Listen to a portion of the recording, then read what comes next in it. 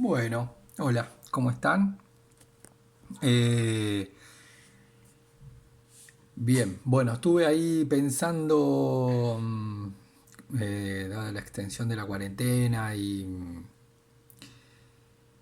que muy posiblemente, digamos, el retorno a clases presenciales no sea a la brevedad, ¿sí? Reorganizar el tema de proyecto, de la materia proyecto que obviamente vamos a trabajar, ¿sí? Bueno, con lo cual primero va a haber un cambio, así que les pido disculpas si alguno hizo el trabajo. Yo envié un Word por plataforma con algunas cuestiones a realizar. Me había enviado envié el texto de Giddens y una pauta de trabajo para leer un libro y armar un práctico, ¿sí? Eh, pero ahí lo que más me hace dudar en realidad es el tema de la presentación del práctico y el tema de, pues en realidad la presentación del práctico es para sus compañeros, no algo que me puedan mandar a mí y yo corrija, pues en realidad no sirve de demasiado eso, sino la idea del práctico es que, bueno, lo vayan presentando eh, a sus compañeros y obviamente yo hago como una introducción general al texto y el resto, los grupos van explicando el libro a sus compañeros, que en realidad, y después se evalúa, ¿sí? No hay una explicación de ese texto de mi parte, ¿sí? Sino que obviamente los voy a guiar en la presentación de cada capítulo, pero es una guía, digamos, ¿no? Eh, y eso me hace dudar y además lo que más me hace dudar es el texto. Hay un texto simple que es el texto de Giddens, que se lo tengan que leer ustedes. Yo también iba a hacer un comentario, pero es un texto que creo que entre leerlo ustedes y consultar y yo decir algo puede llegar a estar, digamos. Pero el que más me hace dudar es el texto de Portantiero. Sí que es un texto bastante teórico. Y no me resulta, y nada, no tengo presentación para darle, y ahí entonces es como explicarlo en el aire. Yo obviamente tengo mis apuntes del texto, pero tendrás que explicar así en el aire y no lo veo claro eso, digamos, no veo que les pueda servir a ustedes, que en realidad es la idea de todo esto, ¿sí? Eh, entonces para hacer una cosa y decir, bueno, grabé el video, ya está, lo expliqué y dejarlos con todo el lío ustedes después de leer ese texto, no me parece que corresponda o que sea apropiado. Con lo cual lo que vamos a hacer en proyecto entonces sería lo siguiente. Hay una primera evaluación, que es lo que yo había dicho antes, la unidad uno de proyecto. Proyecto es una asignatura que está como fragmentada en su interior en distintas unidades temáticas bien diversas entre sí. No es como historia que uno tiene ahí como que va siguiendo el tiempo o el espacio y vas como digamos, tan como es muy perceptible la interconexión, ¿sí?, de los temas. Puedes cambiar un poco de tiempo, un poquito, o la región, pero acá el proyecto está pensado como en realidad sí, diría tres ejes temáticos, ¿sí? Tres ejes temáticos, digamos, tres ejes temáticos que tienen cierta diferencia entre sí, ¿sí? Es poco perceptible ahí la conexión entre una y otro de las tres cuestiones centrales entre uno y otro. Digamos que acá tres están las seis evaluaciones. Hay seis evaluaciones, digo como es otros años, ¿no? Seis evaluaciones, que acá está la primera evaluación, acá está la segunda y después todas las demás sería de la tercera a la sexta, sería este tercer eje temático, ¿no? Pero entre estos tres hay diferencias. Había hecho mención, ni siquiera comenzado con el texto de sociología, pero esto es lo que dije antes, ¿sí? El texto de Portantiero tiene cierta complejidad, no hay diapositivas y no sé, no me parece mandarlo así porque en realidad no me parece por ustedes, ¿sí? Creo que los va a complicar. ¿Qué vamos a hacer entonces? ¿Sí? Vamos a empezar con la unidad 2, ¿sí? Sería esto. Obviamente, a ver, aclaro, esto digo por si alguno lo hizo el trabajo, se tomó la molestia de leerlo o ya empezó a hacer el trabajo, digamos, sirve, ¿sí? Eso lo vamos a ver, digamos. Será cuando volvamos en julio, cuando volvamos en agosto, cuando volvamos en septiembre, pero esa unidad va a estar, ¿sí? Así que no es que el que hizo el trabajo no sirve para nada, ¿sí? Téngalo, guárdelo, si tiene el material, guárdelo, porque eso seguro que lo vamos a ver, ¿sí?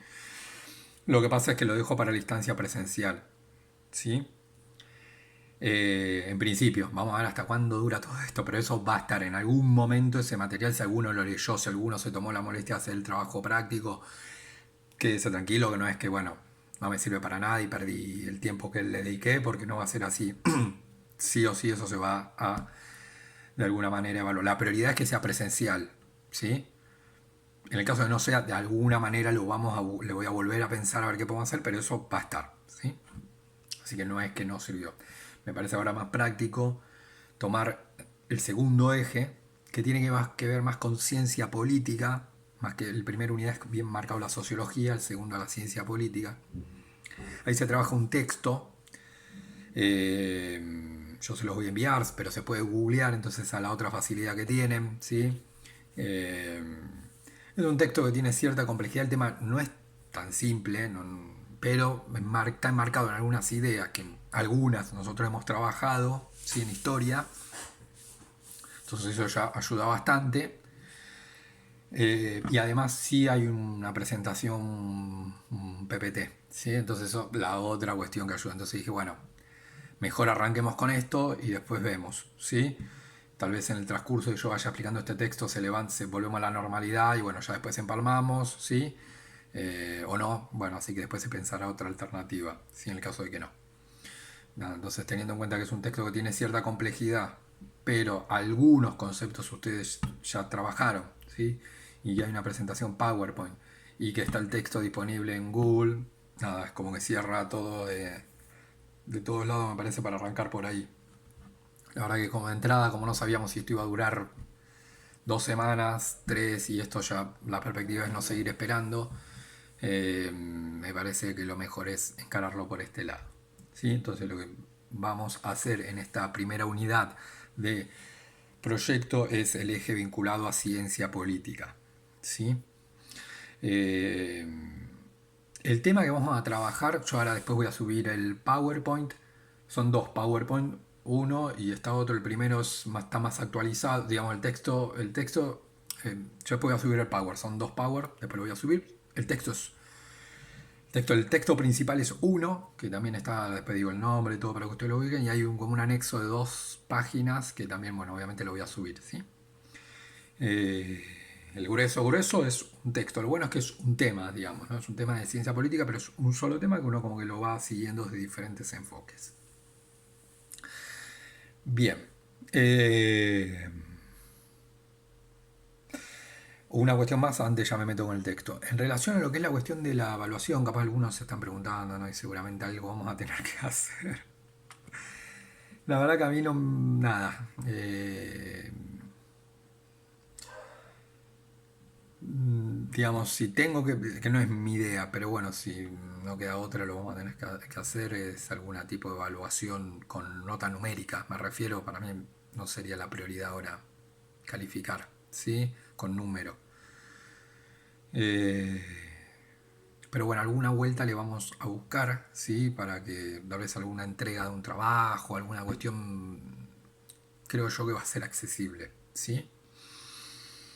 Eh, Muy posiblemente esto va para historia, ¿sí? Para un proyecto. Vayan leyendo porque si esto se llega a extender, que es una gran posibilidad, muy posiblemente lo que hagamos es tomar la evaluación presencial. Digamos, por más que yo tenga que tomar, si necesito nota, que es una posibilidad importante que eso suceda, voy a enviar un práctico simple, ¿sí? En función de eso, obviamente van a tener una nota. Si no queda otra, van a tener una nota. Ahora, sí seguro que a la vuelta esto se va a evaluar presencialmente. Veremos cuánto contenido es. Si da para que sea toda una evaluación, separado. Vemos, ¿sí? Pero se va a evaluar en forma presencial. Con lo cual, lo que estoy diciendo es, sigan, trabajen. Digamos, yo sé que es difícil, no digo que sea una pavada, es verdad que uno tiene mucho tiempo en casa, pero bueno, también eso puede jugar a favor y puede jugar en contra, ¿sí? Eh, Uno dice, bueno, lo dejo para después y se empieza a amontonar las cosas, ¿sí? Nos pasa a todos, ¿sí? Pero bueno, que sean astutos, cada uno se conoce, ¿sí? Yo, la verdad que tampoco estoy para decir, bueno, miren el día que subo el video, mírenlo y tomen apunte. No, ya saben que ustedes pueden manejar para eso, lo suben en YouTube, para que ustedes manejen el tiempo que quieran, ¿sí? Ahora, como esto se va a evaluar en algún momento, ¿sí? Si alguien deja subir en historia y en proyectos, sobre todo ustedes que me tienen en las dos asignaturas, junta, digo, si por ejemplo en agosto yo tengo que tomar 3 evaluaciones, ¿sí? No es que va a haber 20 días entre cada evaluación, va a ser una, tal vez en la misma semana la otra, ¿sí? Que para ustedes son 6. Son las 3 de historia más las 3 de proyecto, ¿sí? Entonces, muy posiblemente sean 2 en una semana, ¿sí? Después podemos ver el tema, ver de algo, a ver si se puede ver algo, algún ayudín, estoy pensando, pero no quiero decir porque después, nada, quedé comprometido a, no. O puede que no, o sea, como siempre, 6 evaluaciones, con lo cual conviene llegar, lo que, independientemente de cuáles sean las condiciones del examen, conviene llegar con todo leído. Después una cosa es repasar, porque si yo tengo una prueba un lunes y la otra un viernes, tengo 4 días para repasar. Repasar, no arrancar. Si yo a mí me toca arrancar, no les va a dar. ¿Sí? Que yo ahí sí las voy a tomar y esas van a ser importantes para definir la materia. ¿Sí? Obviamente después podemos ver 2, una en una semana, vemos, entonces eso charlamos, pero es como indefectiblemente las evaluaciones van a estar. ¿Sí? Entonces es diferente llegar con todo leído, después pues, obviamente, repito, nada, no hace falta que el día que yo subo el video lo vean, ¿sí? Pueden verlo el día que les toca la clase, en realidad. Correspondería verlo el día que les toca la clase. Manéjenlo ustedes, ¿sí? El tema es que cuando volvamos tenga una idea que por más que yo tenga un práctico ahora, que me lo mande por la plataforma, todo fantástico, después va a estar la evaluación escrita y para mí eso va a ser determinante, ¿sí? Como fue siempre. Eh, Bien. Bueno, bueno, espero que se encuentren bien. Obviamente eso es lo más importante. Sí, que este año tan particular para ustedes. El otro día pensaba y vi un meme, pero la verdad sí, lo pensé en ustedes. El tema del viaje a Bariloche, no sé en qué estará. Nada, la verdad es un garrón por la expectativa que ustedes tienen, el esfuerzo económico que supone para su familia. Bueno, nada, ojalá que todo esto se solucione. Hay cosas más importantes, el viaje a Bariloche, pero nada, espero que eso también se pueda solucionar. Eh, Bien, bueno, arranco con proyecto. Sí, el texto es digamos, el texto central es el más importante, es un texto de Marcelo Garabedian, que se llama El Estado Moderno, breve recorrido por su desarrollo teórico. El Estado Moderno, breve recorrido por su desarrollo teórico. Yo miro para ahí porque tengo la diapositiva que después les voy a subir, ¿sí? El tema es uno, que es el Estado moderno. ¿Sí? Ese es el tema, el Estado moderno. El texto tiene cierta longitud y después hay un texto anexo de 2 páginas, pero siempre gira alrededor del tema del Estado moderno, como que el tema es ese. ¿Sí? El Estado moderno. ¿Qué piensan diferentes autores? ¿Cuáles son las características? Si tiene diferencia con otros tipos de Estado. ¿Qué es un Estado? Es decir, fíjense que son distintos temas, pero siempre estoy volviendo a la idea del Estado. Es un tema bien de ciencia política. Obviamente hablamos de historia, vamos a hablar de sociología, pero el centro es ciencia política, es un tema bien propio de la ciencia política, que es el Estado. Bien.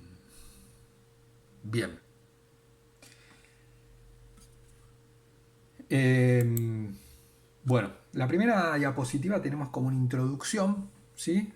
Dice introducción, de hecho, la diapositiva. Ahí se plantea que el objeto de análisis, es decir, esto que decíamos recién, el centro del texto, tanto del de Garabedian como ese anexo de 2 páginas que ustedes van a tener, es el Estado moderno, gira alrededor de ese tema. Y lo primero que se plantea en la diapositiva se pregunta, bueno, ¿dónde se originó ese Estado moderno y cuándo? ¿Sí? ¿Dónde y cuándo? ¿Sí? ¿Dónde se originó ese Estado moderno y cuándo? El dónde se los digo yo, ahí se comienza su desarrollo en Europa Occidental, ¿sí? Europa Occidental, ¿sí? Bueno, esto sirve. Esto lo hice para segundo. Mira, segundo les hago cuadritos. A ver si me hubiese gustado ser un poquito mejor con el tema de los cuadritos y todo eso. Bien.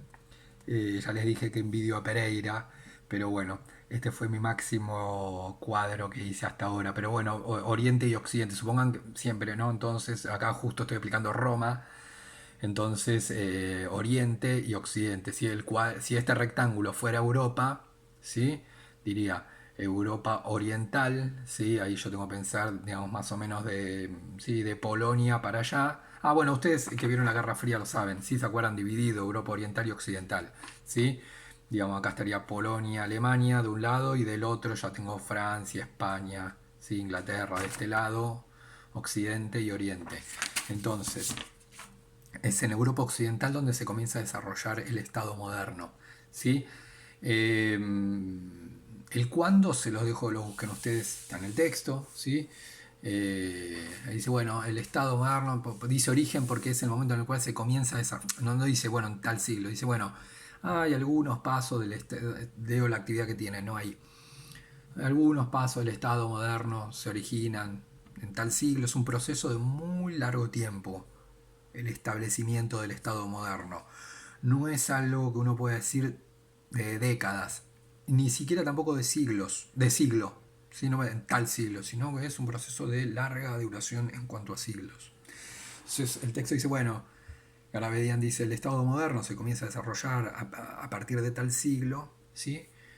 Lo que sí está claro es que, digamos que el siglo XIX, ¿sí? Es decir, el 1800, es el momento de consolidación del Estado moderno, donde llega un Estado sólido, y que uno podría llegar a decir como pregunta, es algo que se estudia, vamos a tocar este tema nosotros en proyecto, y algo de Argentina vamos a ver, pero sobre todo en historia argentina lo vamos a ver, pero en proyecto al fin de año lo vamos a ver, porque es un debate bien actual de la ciencia política, es qué pasa con el Estado moderno en la actualidad, ¿sí?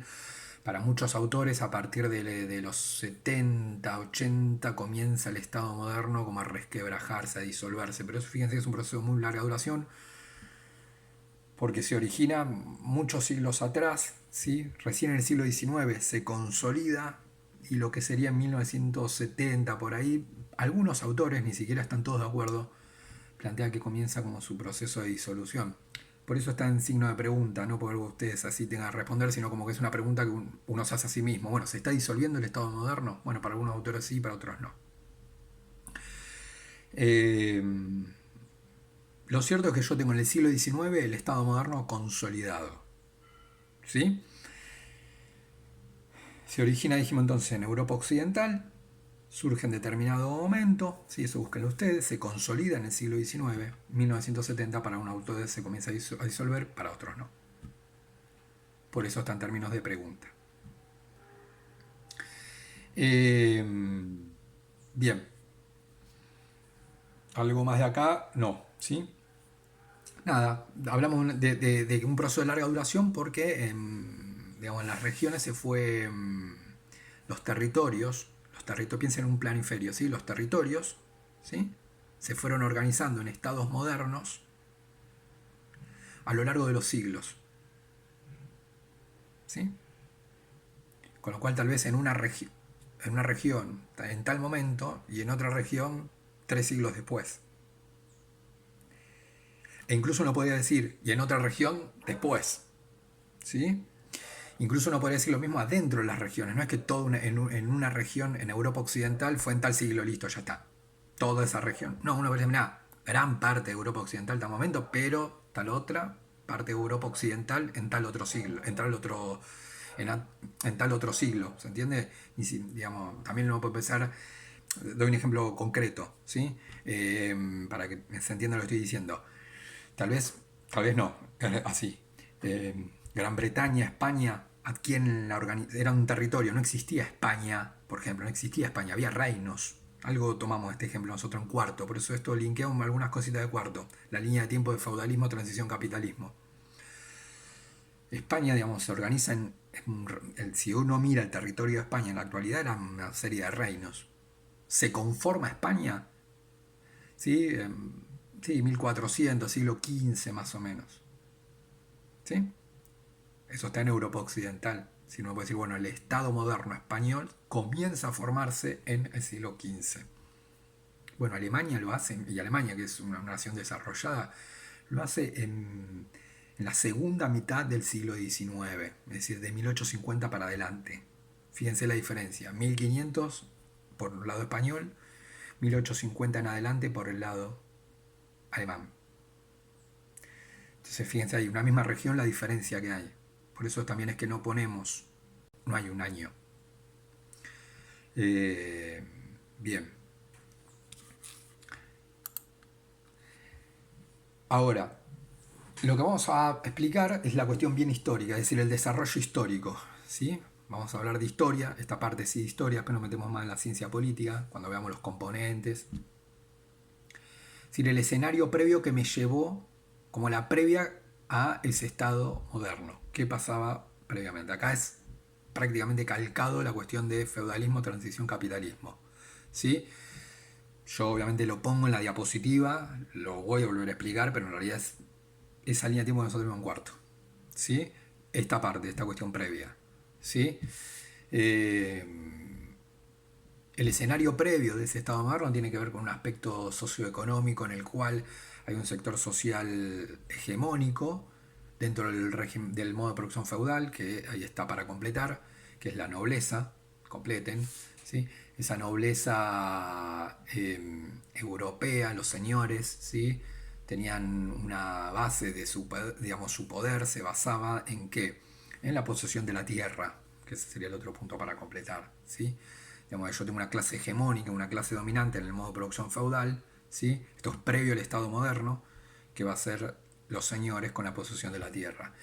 Ahora, es verdad que lentamente ¿se acuerdan que habíamos dicho que se van surgiendo las ciudades europeas en el 1100, 1200, comienzan a surgir algunas ciudades y otras como a volver a tomar importancia, porque en la Europa de la Edad Media, digamos, no es que no existían las ciudades, existían, pero las que existían estaban poco desarrolladas, ¿sí? Al ser una economía agraria era el campo el lugar predominante. Y a partir del 1100-1200 comienza con el resurgimiento de las ciudades. Ahí es, en ese resurgimiento de las ciudades, en el 1100-1200, que surge una nueva clase social, que ustedes ya me imagino que saben cuál es, que es la clase social hegemónica del capitalismo, ¿sí? Eso es para que completen donde dice la ciudad medieval, ¿sí? Surge un nuevo sector social. Desde el punto de vista político, el escenario previo al Estado moderno, yo tengo claramente una dispersión del poder político, ¿sí? Ahí pongo a propósito el mismo gráfico que vimos en cuarto para que capaz la imagen nos ayude a recordar, ¿sí? Cuando éramos muy jóvenes todos. Sería en el año 2018. Bien. Un aspecto, digamos, políticamente el territorio está organizado fragmentariamente, ¿sí? Miren el ejemplo de España, ¿sí? En distintos reinos, ¿sí? Hay otro mapa a continuación para que ustedes tengan una idea. Fíjense lo que era, eso era el mapa europeo. Los distintos colores que ven, obviamente lo pongo para que sigan de los colores. Fíjense los distintos colores que ven en el mapa europeo, ¿no? Bueno, eran como distintos reinos, había una fuerte fragmentación, ¿no?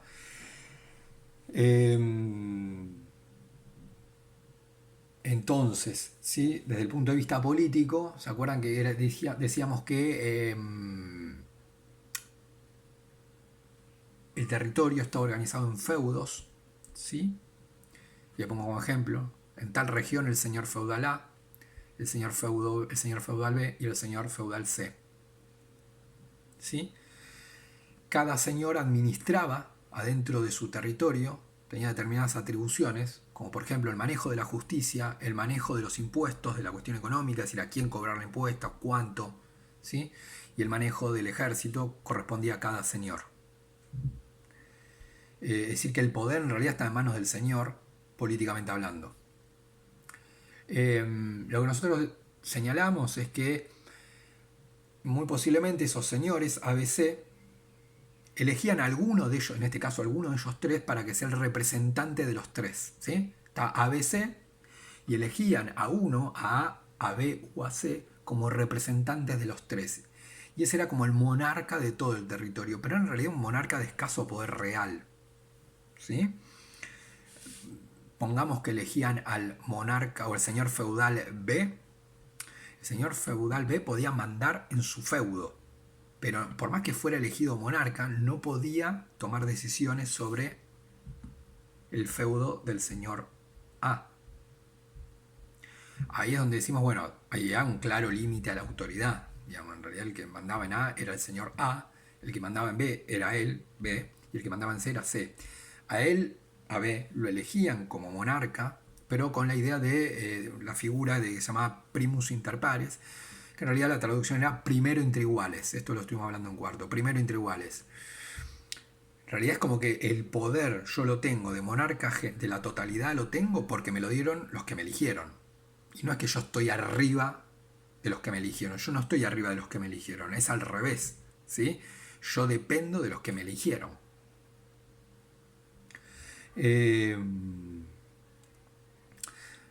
¿Para qué estaba entonces? Generalmente hay una figura más...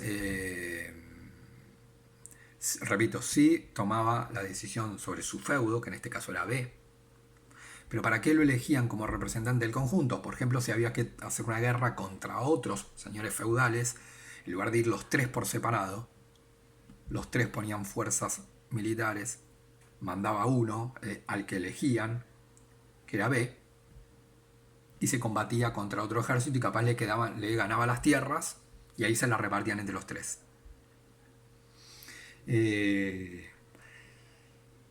Entonces, bien, ¿queda claro? ¿Sí? Entonces, en realidad el poder está en manos de los señores. Por más que existiera un monarca, digamos, general, un primus, que tenía la característica de ser un primus inter pares.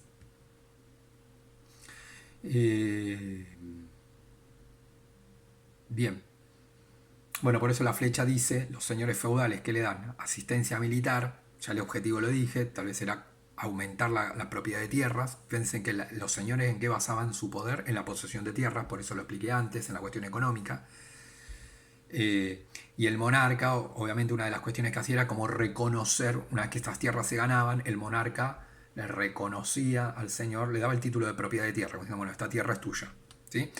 Vos me diste ustedes me eligieron a mí, me dieron los ejércitos, yo fui al lado, conquisté las tierras, ¿sí? Entonces, bueno, ahora yo reconozco que el señor A le corresponde tal tierra, al señor B, que soy yo, me corresponde tal tierra, y al señor A le corresponde tal cantidad de tierra de las que ganamos, además de la que ya tienen.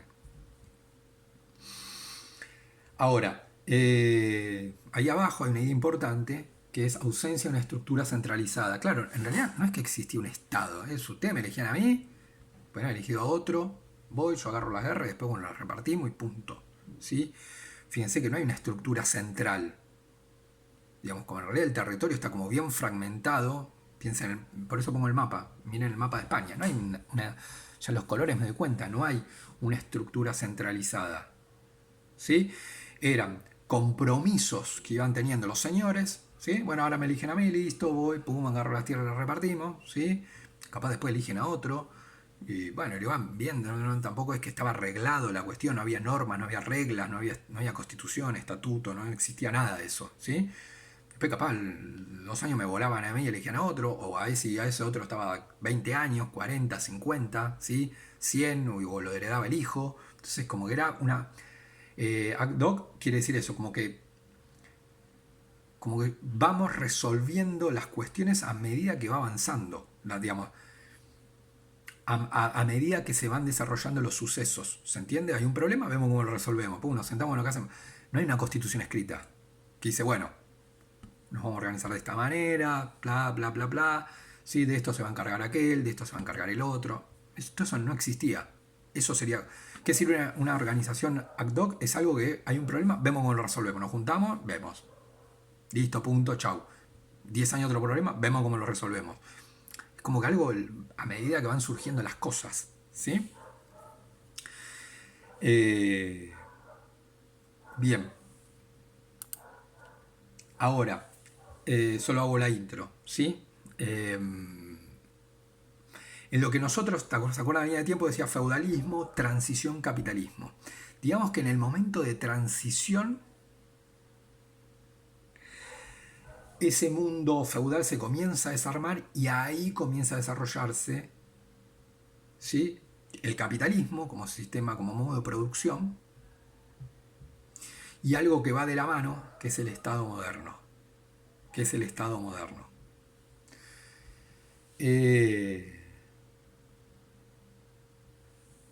¿Está bien? Por eso dice etapa, transición, modernidad. ¿Sí? Eso yo lo tengo que pensar a partir del siglo XVI, ¿sí?, donde se comienza a dar esa transición del feudalismo al capitalismo, y ahí se comienza a dar como la disolución de las formas políticas previas, esto que decíamos, ¿sí?, la organización de territorios, de fragmentación del poder político, de una ausencia de una estructura centralizada, ¿sí? Eso comienza y viene a reemplazarlo el Estado moderno, ¿sí? Con todo lo que yo dije antes. ¿Eso se dio en Europa todo al mismo momento? No. Hay regiones que avanzaron para digamos, en el sentido que yo voy a explicar ahora, y hay otras que no, que siguieron como venían antes, ¿sí? ¿En todo el mundo se pasó al Estado moderno en el siglo XVI? No. ¿Sí? Hay regiones que, por ejemplo, dije, lo que ahora es Alemania, en realidad recién en 1870 fue en realidad, que se organizó bajo una forma de Estado moderno, ¿sí?, mientras que España lo había hecho en el 1500. ¿Sí? Entonces no es que ni siquiera dentro de Europa se va en el mismo momento, mucho menos en todo el mundo. ¿Sí? Eh, bien. Bueno, corto acá, ¿sí? Después seguimos la explicación. Gracias.